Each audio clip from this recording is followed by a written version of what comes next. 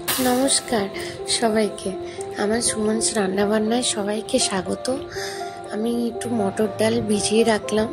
আমার খুব আজকে ইচ্ছে হয়েছে লাল শাক খেতে, তো বাজারে গিয়েছিলাম, টাটকা টাটকা লাল শাক পেয়ে নিয়েও এসেছি। কিছু সবজি ছিল, সবজিগুলো দিয়ে শাকটা বানাবো। যেমন মিষ্টি কুমড়ো, পেঁপে, গাজর, বিনস। আর কিছু সবজি ছিল না, আরও কিছু যদি কুমড়ো থাকতো, বেগুন থাকতো দিতাম, তবে আমার কাছে এখন সবজি নেই অতগুলো। তো যা আছে তাই দিয়েই বানাই। সর্ষের তেলে 5 ফোড়ন আর শুকনো লঙ্কা ফোড়ন দিয়ে সবজিগুলোকে একটু ফ্রাই করে নেবো নুন হলুদ দিয়ে।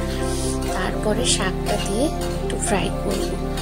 তো কার কার ভালো লাগে লাল শাক খেতে আমাকে কমেন্টে জানিও, আমার খুব ভালো লাগবে। এটা আমার প্রথম ভিডিও ইউটিউবে।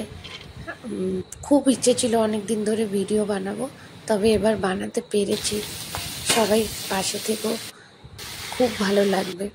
তো আমি না মটর ডালে একটু আদা কাঁচা লঙ্কা দিয়ে বেটেছি। একটু জলের পরিমাণটা বেশি হয়ে গেছে, একটু জল কম দিলে ভালো হতো। তবে দেখি কড়াইয়ের মধ্যে তেল দিয়ে যখন বড়াটা ভাজতে যাই, ছোট ছোট করে বেশ ভালোই বড়াটা হয়।